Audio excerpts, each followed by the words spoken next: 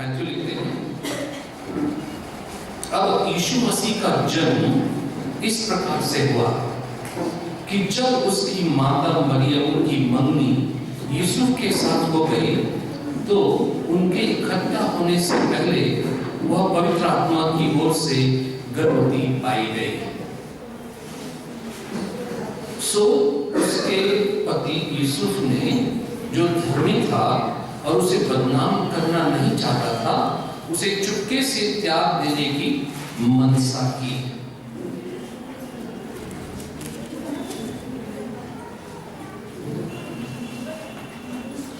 जब वह इन बातों के सोच ही में था तो प्रभु का स्वर्गदूत उसे स्वप्न में दिखाई देकर कहने लगा, हे यूसुफ, दाऊद की संतान, तू अपनी पत्नी मरियम को अपने यहाँ ले आने से मत डर, क्योंकि जो उसके गर्भ में है वह पवित्र आत्मा की ओर से है। वह पुत्र जनेगी और तू उसका नाम यीशु रखना, क्योंकि वह अपने लोगों का उनके पापों से उद्धार करेगा। यह सब कुछ इसलिए हुआ कि जो वचन प्रभु ने भविष्यद्वक्ता के द्वारा कहा था वह पूरा हो, कि देखो एक कुमारी गर्भवती होगी और एक पुत्र जनेगी और उसका नाम इम्मानुएल रखा जाएगा, जिसका अर्थ है परमेश्वर हमारे साथ। सो यूसुफ नींद से उठकर या जागकर प्रभु के दूत की आज्ञा अनुसार अपनी पत्नी को अपने यहाँ ले आया, और जब तक वह पुत्र न जनी तब तक वह उसके पास न गया, और उसने उसका नाम, जो बच्चा हुआ, उसका नाम यीशु रखा। हेरोदेस राजा के दिनों में जब यहूदिया के बैतलहम में यीशु का जन्म हुआ, उसका स्थान था बैतलहम गांव का नाम है, और यहूदा जो है वो एक्चुअली मानो स्टेट के जैसा है। तो देखो, पूर्व से कई ज्योतिषी यरूशलेम में आकर पूछने लगे कि यहूदियों का राजा जिसका जन्म हुआ है कहाँ है, क्योंकि हमने पूर्व में उसका तारा देखा है और उसको प्रणाम करने आए हैं। यह सुनकर हेरोदेस राजा और उसके साथ सारा यरूशलेम घबरा गया, और उसने लोगों के सब महायाजकों और शास्त्रियों को इकट्ठा करके उनसे पूछा कि मसीह का जन्म कहाँ होना चाहिए। उन्होंने उससे कहा, यहूदिया के बैतलहम में, क्योंकि भविष्यद्वक्ता के द्वारा जो लिखा गया है कि हे बैतलहम जो यहूदा के देश में है, तो किसी रीति से यहूदा के अधिकारियों में सबसे छोटा नहीं, क्योंकि तुझमें से एक अधिपति निकलेगा जो मेरी प्रजा इस्राएल की रखवाली करेगा। तब हेरोदेस ने ज्योतिषियों को जो उसके पास आए थे उनको चुपके से बुलाकर उनसे पूछा कि तारा ठीक किस समय दिखाई दिया था, और उसने यह कहकर उन्हें बैतलहम भेजा कि जाकर उस बालक के विषय में ठीक ठीक मालूम करो, और जब यह मिल जाए तो मुझे समाचार दो ताकि मैं भी आकर उसको प्रणाम करूं। वे राजा की बात सुनकर चले गए, और देखो जो तारा उन्होंने पूर्व में देखा था वह उनके आगे आगे चला, और जहां बालक था उस जगह के ऊपर पहुंचकर ठहर गया। उस तारे को देखकर वे अति आनंदित हुए, और उस घर में पहुंचकर उस बालक को उसकी माता मरियम के पास के साथ देखा, और मुंह के बल गिरकर उसे प्रणाम किया, और अपना थैला खोलकर उसको सोना और लिबान और गंधरस की भेंट चढ़ाई। और स्वप्न में यह चेतावनी पाकर कि हेरोदेस के पास फिर ना जाना, वे दूसरे मार्ग से होकर अपने देश को चले गए। मैं यहाँ ही रुकूंगा क्योंकि आगे भी बहुत कुछ है, लेकिन ये क्रिसमस क्या है, ये प्रश्न मैंने आपसे पूछा था। और जहां मैं समझता हूं, मैंने यही प्रश्न इन लोगों से पूछा जो इस कहानी में है कि भाई आपकी नजर में ये क्रिसमस क्या है? मरियम कुंवारी लड़की थी, मंगेतर थी, यूसुफ के साथ उसकी शादी होने वाली थी। स्वर्गदूत ने आकर उससे पूछा कि हे मरियम, तुम्हें परमेश्वर की नजर में प्यारी बन गई है, बहुत अच्छी लगी है तुम परमेश्वर को, लेकिन क्या परमेश्वर के लिए तुम अपने आप को निछावर करेगी, देगी? क्योंकि परमेश्वर चाहता है कि सारी दुनिया का उद्धारकर्ता बनकर वो तेरे गर्भ से जन्म ले। अगर आप कुंवारी हो और आपको कोई कहे कि भाई आप गर्भवती होना पसंद करेंगी, हाँ? तो कैसा लगेगा? डर लगेगा नहीं? 2 बार सोचेंगे, 10 बार सोचेंगे, ये क्या हो रहा है, क्यों मेरे को ही चुना, दूसरे को क्यों नहीं चुना, है ना? लेकिन उस लड़की को देखिए, वो क्या कहती है, वो जवाब में एक्चुअली कहती है, क्योंकि इसकी कथा लिखी गई है और मैंने दूसरे जो लेखक हैं उनको पढ़ा है, वहां पे बताते हैं कि मरियम ने उससे कहा, मैं परमेश्वर की दासी हूं, परमेश्वर ने अगर मुझे चुना है तो मैं बहुत भाग्यशाली हूं, मैं आशीषित हूं, मैं परमेश्वर के लिए कुछ भी करने के लिए तैयार हूं। और उसने अपने आप को परमेश्वर के हाथ में सौंप दिया। गर्भवती तो हुई, क्योंकि परमेश्वर का आत्मा कुछ भी कर सकता है, वो सारी सृष्टि को अगर बना सकता है, हमको क्यों नहीं हमारे साथ कुछ नहीं कर सकता? क्या क्या नहीं कर सकता? सब कुछ उसके लिए संभव है। जैसे नाटक में दिखाया ना कि जब हम जकड़ जाते हैं किन चीजों से, अपनी आदतों से, अपने चॉइसेस से, हम किसी बंधन में बंध जाते हैं, छुटकारा पाना चाहते हैं लेकिन नहीं पाते, बहुत कोशिश करते हैं, नहीं कर पाते। आज की दुनिया में सब एक ही परिभाषा के पीछे भागे हैं और उसका नाम है सक्सेस। हमारे पीछे, हमारे आगे, हमारे चारों तरफ क्या चाहते हैं हम? सक्सेस। चाहे वो एग्जाम में हो, चाहे वो दोस्ती में हो, चाहे वो हम कोई कला हो, या चाहे हम कुछ भी करना क्यों ना चाहे, एक ही रट है सबके सामने, सक्सेस। शादी जब किसी से करने की बात आती है, हाँ, मेरे घर में इस समय शादी की बात चल रही है।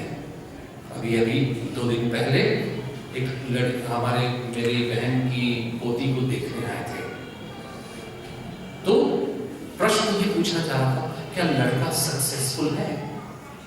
करता क्या है? क्या उसकी पढ़ाई लिखाई है? क्या वो संभाल सकेगा इसको? क्या वो वहां खुश रहेगी? सक्सेसफुल मैरिज होगी या 6 महीने के बाद डिवोर्स हो जाएगा? तो सोचिए आप, ये हमारी दुनिया की रट है। तो क्या मरियम की दुनिया ऐसी नहीं थी? अवश्य थी, उसको भी चाहिए था सक्सेसफुल जिंदगी, लेकिन वो सरोगेट मदर बनने के लिए तैयार थी। सरोगेट समझते हैं? तो सरोगेट मदर अगर वो बन रही है तो यूसुफ क्या बन रहा है? सरोगेट फादर, है ना? लेकिन जब उसने सुना, बाइबल बताती है कि वो एक धर्मी व्यक्ति था, मतलब ये कि सिर्फ पूजा नहीं करता था, सिर्फ बंधन नहीं चाहता था, सिर्फ परमेश्वर का नाम नहीं लेता था, लेकिन वो अपनी आदतों से अपनी धार्मिकता दिखाता था। क्या आदतें थी? जब उसको पता चला कि उसकी मंगेतर गर्भवती है, तो उसने वाजिब से यही सोचा कि अरे मैं ऐसी गंदी लड़की के साथ कैसे शादी कर सकता हूं, क्योंकि उसको क्या मालूम कि उसके गर्भ में परमेश्वर का स्वयं परमेश्वर का बेटा वहां पल रहा है। तो वो तो इंसान के जैसा सोचा ना। जैसे मैंने आपसे कहा है, मारवाड़ी के बारे में सोचते हैं तो क्या, मक्खी जूस और कंजूस, है ना? सरदार जी के बारे में सोचते हैं तो क्या है ना, जोक मारते हैं आप लोग, लेकिन मैं आपके बारे में जोक मार दूं तो है ना, लग जाता है। लेकिन हम यही सोचते हैं, हम लोग क्या करते हैं, लोगों की जो बातें हैं उनको लगा देते हैं और उनसे जोड़ देते हैं। बहुत सारी बातें मैं आपके सामने रख सकता हूं, लेकिन यहां पर उसने क्या सोचा? अगर इसके घर में इसके पेट में बच्चा है तो ये ऑलरेडी किसी के साथ संबंध है इसका, भैया मेरे को शादी नहीं करनी। लेकिन उन दिनों में जब उस समय की बात है, अगर किसी लड़की को या किसी व्यभिचार के संबंध में पाया जाता था तो समाज क्या करता था मालूम है आपको? पथराव करता था, जिंदा रहने नहीं देते थे। बड़ा कठिन दिन था उन्हें को। आज आपको लगता है कि हमारे हरियाणा में या हमारे भारत देश में जब कास्ट के अक्रॉस हम शादी कर लें, इंटर कास्ट मैरिज कर लें, क्या हो जाता है? वहां पर लड़का लड़की दोनों को मार दिया जाता। क्यों? हमारे समाज की नाक कट गई। आपको क्या लगता है उस समय ऐसा नहीं होता था? उस समय तो और भी भयंकर होता था। तो वो ये नहीं चाहता था कि उसको पथराव हो और वो किसी हानि में आए। उसने क्या सोचा? मैं चुपचाप इसको तलाक दे दूंगा, किसी को हवा नहीं लगेगी, इसकी जान भी बच जाएगी। अब जिसका बच्चा है वो पालेंगे, पोसेंगे और बड़ा करेंगे अपना। मेरे तो ये उसके दिमाग में ख्याल चल रहे थे। गलत था? नहीं, सही सोच रहा था। और उस रात जैसे वो सोच रहा था तो रात उसको सपना आया।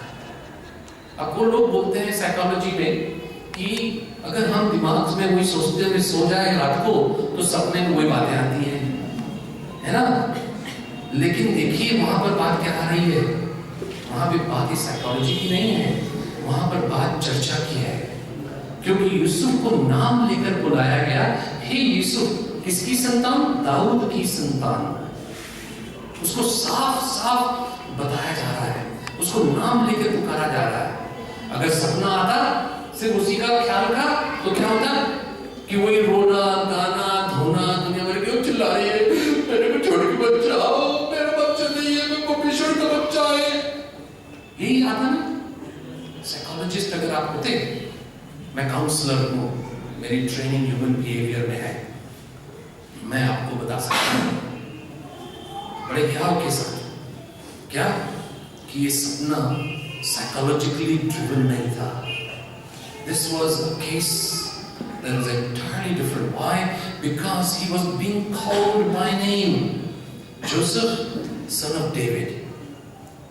You see, his forefathers were being linked. How does the person know? How is the forefather ever involved? You see, these are questions we can ask. So, Yusuf को जब ये सपना आया और उसने ये प्रश्न सुना तो उसने क्या, फिर स्वर्गदूत ने क्या कहा? जो तू सोच रहा है मैं उसी के बारे में तुझे बता रहा हूं। तू तेरी मंगतर को घर लाने से घबरा मत, क्योंकि उसके कोख में परमेश्वर का बच्चा, परमेश्वर स्वयं पल रहा है। जो क्या करेगा? बहुत इंपॉर्टेंट शब्द है, उसको यहां बताया गया है कि वो अपने लोगों को उनके पापों से उद्धार करेगा। क्रिसमस क्यों मनाया जाता है? सिर्फ इसलिए नहीं कि उस दिन यीशु का बर्थ हुआ। Please, this is important. जी हाँ, हैप्पी बर्थडे टू जीसस हम गा सकते हैं, लेकिन हैप्पी बर्थडे टू ह्यूमैनिटी ये भी गा सकते हैं। मालूम क्यों? क्योंकि उस दिन हर इंसान का उद्धार हुआ है, क्योंकि उद्धार करता हमारे लिए पृथ्वी पर आ गया, हमको हमारे पापों से, हमारी आदतों से, हमारी पीढ़ियों से तोड़ने के लिए। मैं क्यों खुश हुआ मालूम है? क्योंकि हमारे धर्मियों में बताया जाता है, हमें ये शिक्षा दी गई है बचपन से कि हम 84 लाख योनियों से गुजरेंगे तो हो सकता है एक दिन हमको उद्धार मिल जाएगा, कि हम उद्धार पा लेंगे। यहां पर क्या है?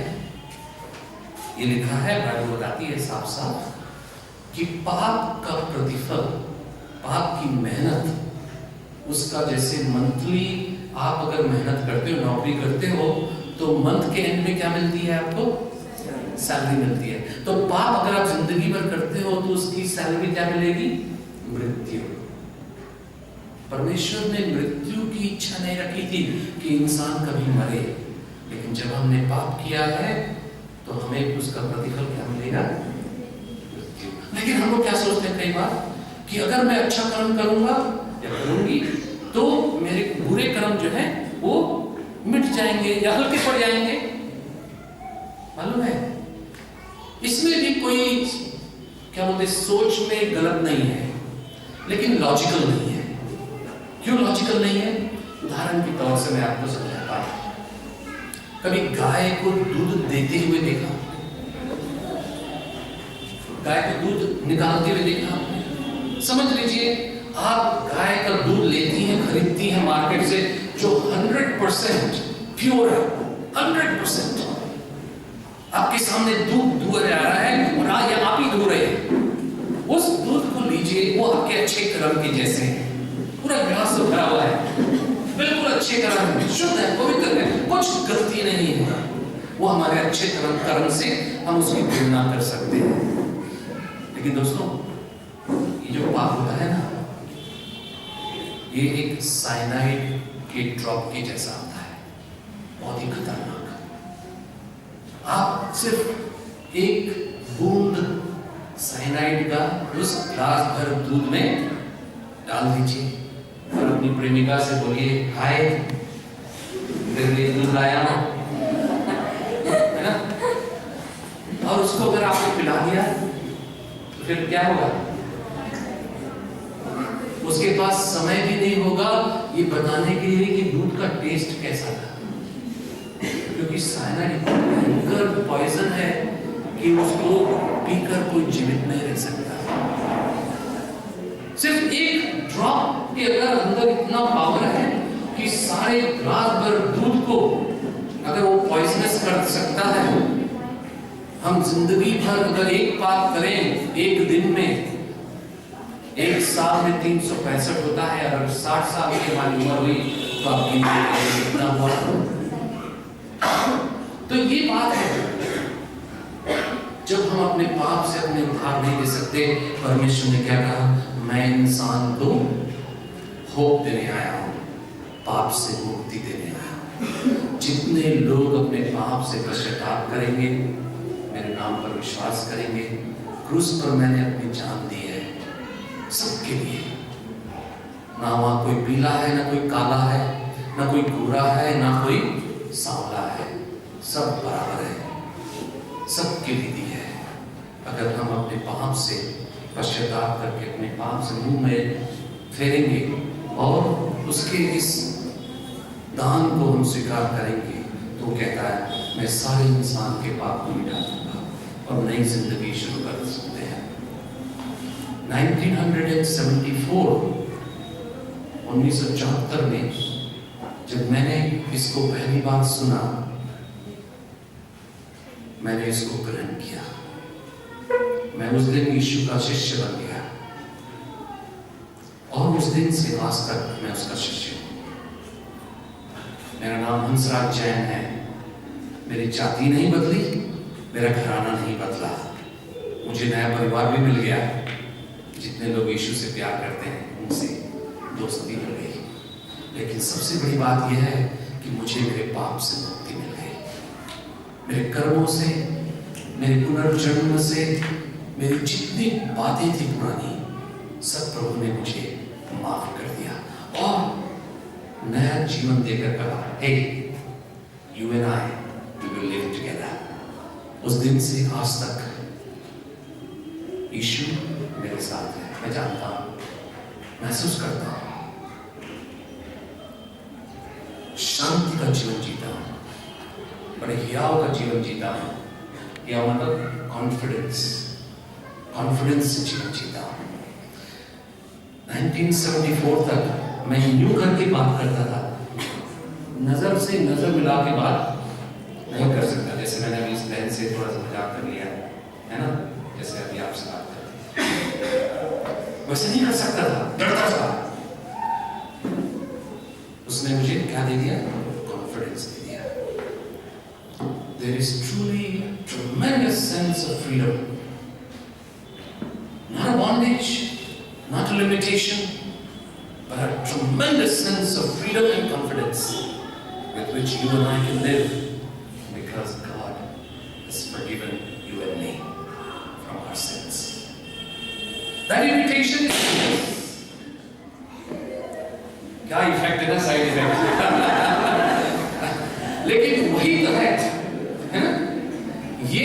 एक्चुअली हकीकत है। मैं आपको अपनी जिंदगी की कहानी बता रहा हूं। मेरे दोस्तों प्लीज, यीशु मसीह, अगर हम क्रिसमस मना रहे हैं इसलिए मना रहे हैं, सिर्फ यीशु का बर्थडे है इसलिए नहीं, लेकिन ह्यूमैनिटी के लिए बर्थडे है। ये हर इंसान के लिए ये बर्थडे है जो उस पर विश्वास करेगा। क्या हुआ? विश्वास करते हैं लोग। यीशु ने विश्वास किया, उसने उसको अपने घर ले आया, पत्नी बना लिया, लेकिन संबंध नहीं रखे, क्योंकि उसके घर में कौन था? परमेश्वर का पुत्र। जब तक वो नहीं जनी उस बच्चे को, उसने उसके साथ संबंध नहीं रखा, है ना? और परमेश्वर ने उसकी देखभाल की। दूसरे व्यक्ति कौन है? ज्योतिषी लोग हैं, जो ईस्ट के हैं। हम लोग सब ईस्टर्न लोग हैं, मालूम है आपको? आप जानते हो ना, आपको ईस्ट के लोग को हम सब जैसे हमारे अंदर से, हमारे बीच में से उन दिनों में ज्योतिषी लोग गए, उन्होंने तारा देखा और तारे को देखकर पहचान लिया। क्या? अरे ये तारा, इसका मतलब क्या है? ये नया तारा कहां से आया? और ज्योतिषी होने के नाते जो उनको ज्ञान था, उसका उपयोग करके उन्होंने पता लगाया कि ये तारा यहूदियों के राजा का पैदा होने का तारा है। उसको देखकर वो चुपचाप नहीं रहे, अपने आप को धर्मी नहीं कहे, बोले हम तो धर्मी हो गए ये तारा देखकर। नहीं, बोले तारा तो देख लिया, ज्ञान तो मालूम हो गया, लेकिन अब क्या करें? अब जाके दर्शन करेंगे। अब सोचिए, यहाँ भारत देश से, बांग्लादेश से, पाकिस्तान से, कहीं से भी वो लोग जहां से भी गए होंगे, अरब देश से कुछ लोग गए होंगे, सारे के सारे ईस्ट के लोग थे, वो सब चले गए। और कितने महीनों उन्होंने लगाया होगा। जब वे वहां पहुंचे तो पता लगता है, अगर आप कहानी पढ़ो तो आपको पता लगेगा कि बच्चे की उम्र उस समय तक ऑलमोस्ट 2 साल की हो गई थी। इतना दिन लगा उनको वहां पहुंचने के लिए, लेकिन उन्होंने हार नहीं मानी, उन्होंने कठिनाइयों का सामना किया और वहां जाकर उन लोगों से पूछा, भैया आपका राजा कहां पैदा हुआ है? वहां के महाशय राजा साहब से उन्होंने पूछा, भैया आपका राजा कहां पैदा हुआ? हम उसके दर्शन करने आए हैं, हमने उसका तारा देखा है, हम आए हैं उसको देख, प्लीज हमें बता दीजिए। राजधानी पहुंच गए वो, यरूशलेम राजधानी होती थी उन दिनों में, जैसे आज भी इजराइल की राजधानी है। फलस्तीन लोग भी उसको अपनी राजधानी मानते हैं। वहां पहुंचने के बाद क्या हुआ? देखिए, उन्होंने वहां पहुंचने के बाद जब ये बात राजा से कही, हेरोदेस से, तो सब घबरा गए। बोले ये क्या खबर ले आए भैया, हम तो यहीं के निवासी हैं, हमको ही पता नहीं कि यहाँ पे ऐसा हुआ है, हमें ही पता नहीं, और आप लोग आ गए हो, चलो। फिर राजा ने किसको बुलाया? वहां के जोशियों को बुलाया। बोला भैया अब बताओ, आप लोगों के पास ज्ञान है, पोथियां हैं, सब खोल के बताओ मेरे को कि ये महाशय कहां पैदा होने वाले हैं। ये भविष्यवक्ता ने कहां से बोला है, भविष्यवाणी कहां हुई है? तब वहां के लोगों ने पोथियां खोलकर बताया कि पोथियों में लिखा है कि ये कहां पैदा होगा? बतलहम, छोटे से गांव में, जहां पे दाऊद पैदा हुआ था। सोचिए, हाँ? अरे घर में ही उद्धारकर्ता पैदा हुआ है और क्या कर रहे हैं? सबके सब सोए हैं। कमाल की बात है। 2 लोग हैं ईस्ट से, ज्योतिषी लोग, जो कितने महीनों घूमते फिरते पहुंच गए, जिनके घर में पैदा हुआ है उनको ही पता नहीं, सो रहे हैं। पूछ लिया कहां पैदा हुआ, पता चला तो क्या बोलते हैं इन जोशियों को, भैया तुम लोग आओ, थोड़ा पता लगाओ, वो जाके थोड़ा ढूंढ लो, जब ढूंढ लोगे तो हमको भी बताना, हम भी जाएंगे दर्शन करने। लो, कमाल की बात है। बड़े अजीब लोग हैं भाई। क्यों? अरे उनको बोलना चाहिए था, महाशय आप लोग इतने दूर से आए हो यार, आराम करो, हम पता लगाएंगे, हम जाएंगे, आप हमारे साथ चलो, हम आपको लेके चलेंगे। उल्टा क्या बोलते हैं, नहीं आप लोग थोड़ा जाके दर्शन करो, फिर हमको बताओ, फिर हम दर्शन करने जाएंगे। हेरोदियस कौन था? उसका दिमाग किस तरह का था? वो राजा था, पॉलिटिशियन था, और पॉलिटिक्स के अनुसार वो सोचता था। आगे लिखा है, पढ़िए आप उस कहानी को, अगर आपके पास अगर एक किताब है तो, नहीं तो किसी से मांग लीजिएगा प्लीज। वहां बताया गया है कि जब ये बंदे लोग जो ईस्ट से थे वापिस, उनको सपने में परमेश्वर ने बोला भैया तू उनके पास नहीं लौटना, तो दूसरे रास्ते से अपना रास्ता ना आपके घर लौट जा। ऐसा हो गया। जब हेरोदियस को पता चला कि इन्होंने इसको धोखा दे दिया तो गुस्सा हो गया। उसने ऑर्डर दिया कि जितने बच्चे उस इलाके में हैं, सिर्फ बैतलहम में नहीं लेकिन बैतलहम के चारों तरफ के जितने गांव हैं, जितने 2 साल की उम्र से छोटे बच्चे सबको मार डालो। ये इतिहास है जो हमको बताता है कि ओवर 70 बच्चे उस रात मारे गए, तो जिनकी उम्र 2 साल से कम थी। क्यों? क्योंकि पॉलिटिशियन ने क्या सोचा, मेरी गद्दी जाएगी। पॉलिटिशियन ने क्या सोचा, मेरे को डर है, अरे मेरा क्या होगा, मेरे बच्चों का क्या होगा। पॉलिटिशियन पॉलिटिक्स के अनुसार सोचता है। और जोशी को क्या करते हैं, जोशी को पोथी खोल के भविष्यवाणी वगैरह तो बता दिया, फिर उन्होंने किया क्या, हाथ जोड़ के बैठे कमाल के। अरे उनको जाना था उनके साथ, नहीं गए। दोस्तों ज्ञान 1000 हो, अगर उस ज्ञान का लाभ नहीं तो हम जैसे मूर्ख नहीं। क्यों? सच्चाई को जानने के बाद अगर हमने सच्चाई को ठुकरा दी तो हमसे बुरा कौन होगा बताइए, हमसे नालायक कौन होगा ये बताइए। हम सच्चाई को जानते हैं तब भी नहीं मानते, बहाना बना देते हैं। नहीं हम लोग बहुत बिजी हैं, कोई डर लग रहा है, राजा हमारे को क्या करेगा, वो 70 बच्चों को मरवा देना, और भैया अपनी बारी ना आ जाए, अपना घर नाश हो जाएगा तो वो दिमाग फिर आदमी है, कुछ भी कर देगा, है ना। कितने बहाने हम करते हैं, लेकिन सच्चाई का सामना करने के लिए क्या होना, गट्स होना। जब मैंने इसको सुना 1974 में, मैंने उस सच्चाई को अपनाया। मेरे घर वाले पसंद नहीं किए, गर्म हो गए सब, बोले तू जैनी है, ये क्या कर रहा है। भैया मैं कुछ नहीं कर रहा, मैं सिर्फ सच्चाई को जानकर उसको अपनाना चाहता हूँ, सच्चाई को अपनाना चाहता हूँ। और उस दिन से मैं प्रभु यीशु का अनुयायी बन गया, शिष्य बन गया। प्रतिफल बहुत भयंकर हुआ मेरे साथ, लेकिन उसका मुझे डर नहीं। दोस्तों हम क्या करेंगे, welcome to enjoy Christmas, but please Christmas is not just saying happy birthday to you Jesus, happy birthday to you Jesus. नहीं, it's more, it's much more. It is happy birthday to you, because the good news is कि हमको हमारे पाप से उद्धार देने के लिए परमेश्वर ने जन्म लिया यीशु के रूप में, और आज भी वो उद्धार करता बन के। क्यों?